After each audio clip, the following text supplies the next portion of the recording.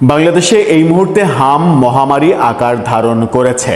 সরকারি হিসেবে আমরা দেখতে পাচ্ছি আক্রান্তের সংখ্যা প্রায় 60,000।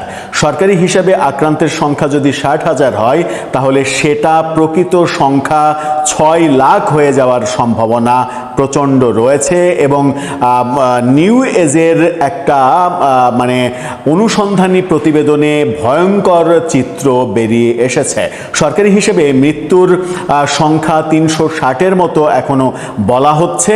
সেই সংখ্যা 4 থেকে 10 গুণ বেশি প্রকৃত সংখ্যা হতে পারে বলে তদন্তে বেরিয়ে এসেছে নিউ এজের, যেটা বিবিসি বাংলাও বলছে।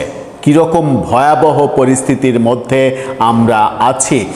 ঠিক এই চিত্র যখন নিউ এজ তুলে আনছে, সেই চিত্রের ভেতরে ঢোকার চেষ্টা করব। আমরা আপনাদেরকে জানাবো যে কোথায় থেকে এই তথ্য আসলো, এবং এই তথ্য নিউ এজ সাধারণত কোনো ফেক নিউজ প্রকাশ করে না। নিউ এজের সম্পাদক নুরুল কবির বাংলাদেশের অন্যতম প্রথিতযশা এবং স্পষ্টভাষী একজন সম্পাদক, যিনি বাংলাদেশের কোনো সাংবাদিক প্রফেসর ইউনূসের যারা ক্ষমতায় থাকতে সাক্ষাৎকার নিয়েছেন, প্রথম আলোর সাংবাদিক, বিবিসির সাংবাদিকও তৈলাক্ত সব প্রশ্ন করেছেন, সেখানে নুরুল কবির প্রশ্নবাণে জর্জরিত করেছিলেন প্রফেসর ইউনূসকে। সেই দৃশ্য আমরা দেখেছি। সুতরাং নুরুল কবিরের পত্রিকার এই রিপোর্ট এবং বিবিসি বাংলার ভাষ্য আমার মনে হয় যে কোনোভাবেই মিথ্যা হওয়ার কথা নয়। চতুর্দিকে দাবি উঠেছে প্রফেসর ইউনূসের ফাঁসি চাই, তার মেটিকুলাস স্বাস্থ্য উপদেষ্টা নূরজাহান বেগমের ফাঁসি চাই। সামাজিক যোগাযোগ মাধ্যমে প্রফেসর ইউনূসের এই ঘটনা নিয়ে গান বাঁধা হচ্ছে, ভিডিও তৈরি করা হচ্ছে, ফটোকার্ড তৈরি করা হচ্ছে, লক্ষ লক্ষ পোস্ট দেয়া হচ্ছে। এবং সবথেকে বড় কথা হচ্ছে যে প্রফেসর ইউনূস একদিন আগে সিএনএনের প্রতিষ্ঠাতার মৃত্যুতে তিনি মারা গেছেন। তার মৃত্যুতে 350 ওয়ার্ডের শোক বার্তা তিনি ফেসবুকে পোস্ট করেছেন।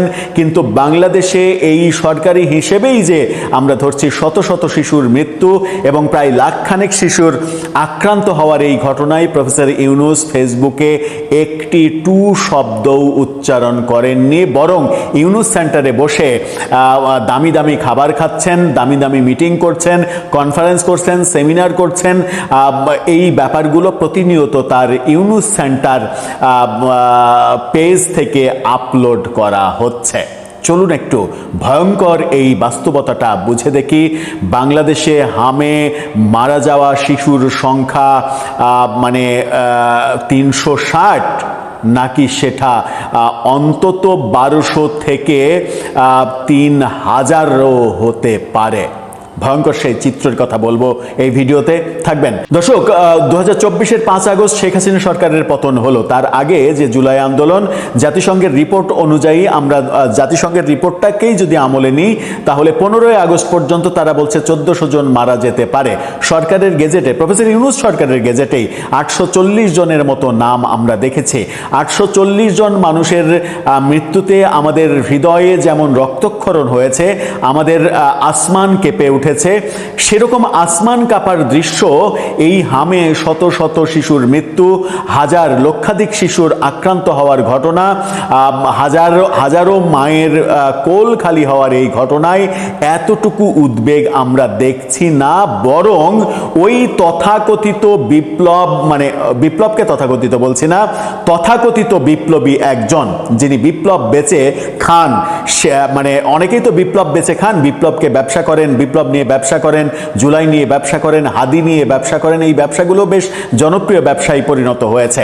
সেই একজন বিপ্লবী, যার পকেটে টাকা ছিল না বলে তিনি মেসেজ না থেকে নিজের টাকা বাঁচানোর জন্য হলের গণরুমে থেকে ছাত্রলীগ করতে বাধ্য হয়েছিলেন, তিনি সম্প্রতি একটা টক শোতে বলেছেন যে বিএনপি আর আপনারা হাম নিয়ে পড়ে আছেন, হামের টিকা নিয়ে ব্যস্ত হয়ে পড়েছেন, অথচ জুলাই সনদ যে বাস্তবায়ন হচ্ছে না সেদিক নিয়ে সেটা নিয়ে আপনাদের একটা কথাও বলছেন না। কত বড় অধ্যত্ব হলে, কত বড় সাহস হলে এই ধরনের কথা বলে যে এই যে শত শত শিশুর মৃত্যু, সেই মৃত্যুকে তুচ্ছ করছে। আচ্ছা, কেউ যদি জুলাই আন্দোলনে কিংবা এই গণ অভ্যুত্থানে একজনের মৃত্যু নিয়ে কোনো হাসি ঠাট্টা করে, যেমন অনেককে জেলে ভরার ঘটনা আমরা দেখেছি প্রফেসর ইউনূসের আমলে, ওই আবু সাঈদের যে মৃত্যু, দু হাতে পাখা মেলে দাঁড়ানো, সেটা নিয়ে যদি কেউ একটু ট্রল করেছে ফেসবুকে, তাহলে তাকে জেলে ভরা হয়েছে, গ্রেপ্তার করা হয়েছে, তার উপরে মব তৈরি করা হয়েছে। এই ঘটনাগুলো আমরা দেখেছি। অথচ এই তথাকথিত যোদ্ধা, এই এই এই মানে যে জুলাইকে বিক্রি করে এখন মানে কোটিপতি হয়েছে, জমিদারের পুত্র, জমিদারের নাতি হয়েছে, সে অবলীলাই বলছে যে আপনারা হামের টিকা নিয়ে পড়ে আছেন, অথচ জুলাই সনদ বিএনপি বাস্তবায়ন করছে না, সেটা নিয়ে আপনারা একটা কথাও বলছেন না। এরকম ইউনূস ভক্তরা আজকে সমাজে গজিয়ে উঠেছে, যারা ইউনূসের একটি ভুল চোখে দেখতে চায় না, শুধুমাত্র ইউনূসের গুণগান গেয়ে যেতে চায়। কি বলছে গণমাধ্যম? চলুন বিবিসির শিরোনামটা আগে দেখি। বিবিসি বলছে হামে মৃত্যুর সংখ্যা সরকারি হিসাবের চেয়ে অনেক বেশি। এই খবরটাই মূল খবরটা যেখান থেকে বিবিসি নিয়েছে বলে মানে কপিরাইট স্বীকার করেছে, সেটা হচ্ছে নিউজের শিরোনামটা দেখে নিন। নিউজ ইংরেজিতে শিরোনাম করেছে, তার বাংলা করলে একই দাঁড়ায়, বাংলাদেশে হামে মৃত্যুর সংখ্যা সরকারি হিসাবের চেয়ে অনেক বেশি বলে অভিযোগ উঠেছে। কত বেশি চলুন একটু জানি।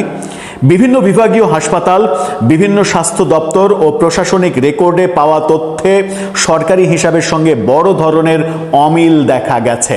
বড় ধরনের, ছোটখাটো না কিন্তু। এবং এই বড় ধরনের অমিল দেখতে গিয়ে কখনো কখনো 4 থেকে 12 গুণ বেশি হওয়ার সম্ভাবনা তৈরি হয়েছে বলে নিউজ বলছে। 4 গুণ হলে যে সংখ্যাটা এখন বলা হচ্ছে সরকারি হিসেবে, সেই সংখ্যাটা হয়ে যাবে 1,500-এর বেশি। আর যদি সেটা 10-12 গুণ হয়ে যায়, তাহলে সেটা হয়ে যাবে 3,000, 3,500, 4,000, 5,000-এর মতো। এবং তার তথ্য উপাত্ত এরা এই পত্রিকায় উঠে এসেছে। কি বলছে? বলা হচ্ছে যে স্বাস্থ্য অধিদপ্তর বলছে এটি ইচ্ছাকৃত, গোপন নয়। অর্থাৎ স্বাস্থ্য অধিদপ্তরও এই তথ্যে যে গড়মিল আছে সেটা স্বীকার করে নিয়েছে, কিন্তু বলছে যে এটা ইচ্ছাকৃত না। কি তাহলে কি সেটা? বরং তথ্য সংগ্রহ ব্যবস্থার দুর্বলতার কারণে এমন পার্থক্য তৈরি হচ্ছে। তারা বলছে যে তারা সঠিক তথ্য মানে সংগ্রহ করতে পারছে না, তাদের দুর্বলতা রয়েছে। এই দুর্বলতার কারণে আমরা সঠিক সংখ্যাটা জানতে পারছি না, হামে কত শিশু প্রকৃতপক্ষে মারা গেছে। স্বাস্থ্য অধিদপ্তর জানিয়েছে মাঠ পর্যায়ের হাসপাতাল ও উপজেলা স্বাস্থ্য কর্মকর্তাদের কাছ থেকে তথ্য আসতে দেরি হওয়ায় রিপোর্টে গড়মিল দেখা যাচ্ছে। দেরি হলেও তো আমরা পরবর্তীতে সেগুলো সমন্বয় করতে দেখব, কিন্তু কই সমন্বয় করতে তো দেখিনি। উদাহরণ হিসেবে রংপুর বিভাগে স্বাস্থ্য অধিদপ্তর কোনো মৃত্যুর তথ্য না দিলেও, রংপুর বিভাগে কোনো মৃত্যুর তথ্য দেয়নি স্বাস্থ্য অধিদপ্তর। সেখানে বলা হচ্ছে যে স্থানীয় হাসপাতাল ও প্রশাসনিক রেকর্ডে অন্তত 4 জনের মৃত্যুর তথ্য পাওয়া গেছে। অর্থাৎ যেখানে 0 সেখানে 4, তার মানে 4 গুণ হয়ে গেল। একইভাবে বরিশাল ও ময়মনসিংহেও সরকারি ও স্থানীয় তথ্যের মধ্যে বড় ধরনের পার্থক্য দেখা গেছে। কেমন পার্থক্য? ময়মনসিংহ মেডিকেল কলেজ হাসপাতালে 27 জনের মৃত্যুর তথ্য পাওয়া গেলেও স্বাস্থ্য অধিদপ্তর সেখানে মাত্র কয়েকজনের মৃত্যুর কথা বলছে। আপনি চিন্তা করেন যে যদি 27 জনের মৃত্যুর জায়গায় 2 জন কিংবা 3 জন মৃত্যুর কথা বলা হয়, তাহলে সেটা কত গুণ হয়। সেটা প্রকৃত সংখ্যা, ধরেন যে 3 জন মৃত্যুর কথা বলা হলো সরকারি হিসাবে, সেখানে 27 জন মারা গেছে, তার মানে সেটা হয়ে গেল 9 গুণ। এই যে পরিসংখ্যান, এই পরিসংখ্যানে যেটা শুরুতেই বললাম যে 4 থেকে 10 গুণ হওয়ার সম্ভাবনা রয়েছে, যে কোনো একটা ফিগার হতে পারে। মিনিমাম 4 গুণ হওয়ার সম্ভাবনা প্রচণ্ড। আর 4 গুণও যদি হয়, তবুও জুলাই বিপ্লবে যত মানুষ মারা গেছে তার চাইতে বেশি এই হামের মহামারীতে মারা গেছে, যে মৃত্যুর দায় অবশ্যই প্রফেসর ইউনূসকে নিতে হবে। স্বাস্থ্য অধিদপ্তরের সর্বশেষ হিসাবে দেশে এখন পর্যন্ত হাম বা জাতীয় উপসর্গে গতকালকে পর্যন্ত 352 জনের মৃত্যু এবং 54,635 জন আক্রান্ত হয়েছে। আপনি চিন্তা করেন যে স্বাস্থ্য অধিদপ্তর যেখানে তথ্য সংগ্রহ করতে পারছে না, এই না পারার মধ্য দিয়ে তারা বলছে 54 প্রায় 55,000 আক্রান্ত হয়েছে। এটাকে যদি আপনি 10 গুণ করেন তাহলে সেটা 5.5 লাখ হয়। মৃত্যু 350 জন, এটাকে যদি মানে 4 গুণও করেন তাহলে কত হয়? 4 গুণও যদি করেন তাহলে তো 1400 হয়। জাতিসংঘ জুলাই আন্দোলনের মানে 15ই আগস্ট পর্যন্ত, 5 আগস্ট সরকার পতনের পরে 15 আগস্ট পর্যন্ত 1400 জনের মৃত্যুর কথা, সম্ভাব্যতার কথা বলেছিল। আমরা গেজেট দেখেছি 840 জন। যদি জুলাই আন্দোলনের মৃত্যু আমাদেরকে কাঁদাতে পারে, আমাদের হৃদয়ে রক্তক্ষরণ তৈরি করতে পারে, তাহলে এই হাম মহামারীতে এই সকল শিশু যারা আগামীর বাংলাদেশ গড়বে, যারা আগামীর বাংলাদেশের কাণ্ডারি হবে, তাদের এই মৃত্যু এবং যে সকল ভিডিও এবং ছবি সামাজিক যোগাযোগ মাধ্যমে আসছে, যেগুলো গণমাধ্যমে প্রচার করাই হচ্ছে না, যে কোনো কারণেই প্রচার করা হচ্ছে না, সেই সকল হৃদয় বিদারক ভিডিও এবং ছবি দেখলে যে কোনো মানুষের সেন্সলেস হয়ে যাওয়ার কথা, এমন অবস্থা হয়েছে। অথচ প্রফেসর ইউনূস সিএনএনের সাংবাদিক মারা গেলে তার হৃদয় মানে মানে মানে কি বলবো, যে কান্নাকাটি করে অস্থির হয়ে পড়ে। মানে সেই অস্থিরতা তিনি প্রকাশ করেন 350 ওয়ার্ডে ফেসবুকে। অথচ এই হামে শত শত হাজার হাজার শিশুর মৃত্যু, লক্ষ লক্ষ শিশুর আক্রান্ত হওয়ার এই মহামারীর ছোবলের মধ্যে যখন দেশ, এবং এই ছোবলের মধ্যে দেশকে যখন তিনি নিয়ে গেছেন, তখন তিনি ফেসবুকে একটা শব্দ করছেন না। তার চাটুকার, তার পান্ডারা বিভিন্ন টক শোতে বলছেন যে এই হামের টিকা গত 10 বছর এক পান্ডা, মানে তার উপদেষ্টা পরিষদেই ছিলেন, তার এক পান্ডা এক টক শোতে বলছেন যে এটা গত 10 বছর ধরেই হামের টিকা পর্যায়ক্রমে কমানো শুরু হয়েছিল, কমতে কমতে অন্তর্বর্তী সরকারের আমলে আরো বেশি কমে যায়। এই আরো বেশি কমে যাওয়ার ফলে হাম এখন মহামারী আকার ধারণ করেছে। মানে কত বড় উজবুক, কত বড় পান্ডা, কত বড় চাটুকার হলে এই ধরনের কথা বলতে পারে? একটা বারের জন্য এরা হাম নিয়ে একটা কথা বলছে না, বরং প্রফেসর ইউনূসকে কিভাবে সেভ করা যায় সেই চিন্তা করছে। আপনি সেভ করেন, কিন্তু এটা নিন্দা জানিয়ে করেন, এটার প্রকৃত তথ্য অনুসন্ধান করার কথা বলে দাবি জানিয়ে করেন। যদি 10 বছর না 15 বছর 20 বছর ধরে যদি কোনো ধরনের অবহেলা থেকে থাকে, তার তদন্ত করেন, এর পেছনে যারা দায়ী তাদের শাস্তি দেন। এর পেছনে যদি শেখ হাসিনার সরকারের দায় থাকে, তাহলে শেখ হাসিনা সহ শেখ হাসিনা সরকারের স্বাস্থ্যমন্ত্রী, স্বাস্থ্য অধিদপ্তরের ডিজি, স্বাস্থ্য সচিব সবাইকে শুলে চড়ান, কেউ তো নিষেধ করেনি।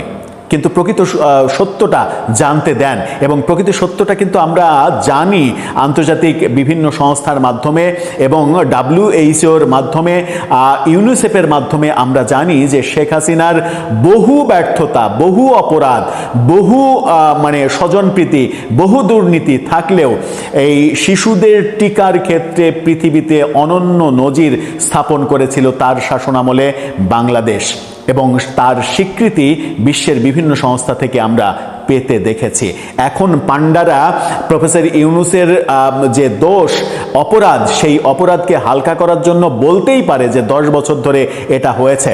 ওয়েল অ্যান্ড গুড, সেটা তদন্ত করেন, তদন্ত করে বের করেন, বের করে দোষীদের শাস্তি দেন। যদি সেখানে মানে অন্য কারো দোষ থাকে তাদেরকেও শাস্তি দেন, কিন্তু শাস্তির বাইরে যেন প্রফেসর ইউনূসের কর্মকাণ্ড হামের টিকা নিয়ে শাস্তির বাইরে যেন না থাকে। আমি যদি মানে এই ব্যাপারে বলতে যাই যে আমি যদি কেউ যদি জুলাই যোদ্ধাদের নিয়ে ট্রল করে, মানে আবু সাইদকে নিয়ে ট্রল করে, মুগ্ধকে নিয়ে ট্রল করে, সেগুলো কোনোভাবেই গ্রহণযোগ্য নয়। কিন্তু এই ট্রল করা কিংবা সমালোচনা করার জন্য প্রফেসর ইউনূসের আমলে গ্রেপ্তার হওয়ার ঘটনা দেখেছি, তাদেরকে জেলে রাখা হয়েছে। অথচ তার পান্ডারা আজকে হাম নিয়ে যে ট্রল করছে, তার জন্য গ্রেপ্তারের ঘটনা কেন দেখাচ্ছে না বর্তমান সরকার? কেন দেখাচ্ছে না, কেন? সেটার উত্তরটা খুব দরকার। জুলাই আন্দোলনে যারা মারা গেছে তাদেরটা জীবন, আর হামে যে সকল শিশু মারা যাচ্ছে তাদেরটা জীবন না, তাদেরটা কুকুর বিড়ালের জীবন। আপনার মন্তব্য জানিয়ে লিখতে পারেন আমাদের কমেন্ট বক্সে। আসসালামু আলাইকুম। আমি তো বলি যে প্রধানমন্ত্রী তারেক রহমান যখন বলেছেন যে হামের জন্য বিগত 2 সরকার দায়ী, দুই সরকার বলতে আমরা তো বুঝবো ইউনূস সরকার এবং আওয়ামী লীগ সরকার। তো ওনারা তদন্ত করুক, ওনারা সঠিক তদন্ত করুক, সঠিক তদন্ত সামনে নিয়ে আসুক, তাহলে তো প্রমাণ হয়ে যাবে যে কোন সরকার জড়িত। কারণ আওয়ামী লীগ গেছে 2 বছর, বিদায় হয়ে গেছে। এই 2 বছরে, যে 2 বছর প্রায় ইউনূস সরকার শাসন করেছে, সেই সময় তো এই কথা উঠেনি যে এর আগে ইউনূস সরকার যে এত আওয়ামী লীগের পেছনে লেগেছিল, তারাও তো বলেনি যে হামের জন্য আওয়ামী লীগ অবহেলা করেছে, গাফিলতি করেছে, অনিয়ম করেছে, দুর্নীতি করেছে।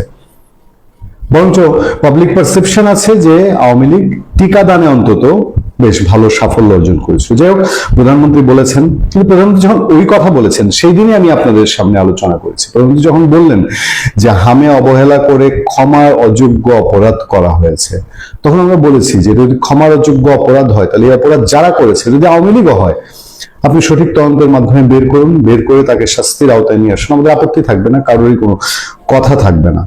কিন্তু আমরা যখন সংসদে দেখতে পাই আমাদের স্বাস্থ্যমন্ত্রী সংসদে অনেকটা তাচ্ছিল্যের সুরে বলেন, হাম ছোটবেলায় আমাদেরও হয়েছে, তাতে করে আমাদের লংজিভিটি বেড়েছে, একদিক দিয়ে আক্রান্ত হয়, অন্যদিকে আমাদের সাস্টেনেবিলিটি বাড়ে, জীবাণুর বিরুদ্ধে ফাইট করার ক্ষমতা বাড়ে, এইসব যখন বলেন তখন মনে হয় যে এই যে হামের 300 মারা গেছে, 300-র উপরে, 300 ক্রস করে গেছে, এটাকে ছোট করা হচ্ছে। আজকে আমি যেদিন কথা বলছি সেই দিনও পর্যন্ত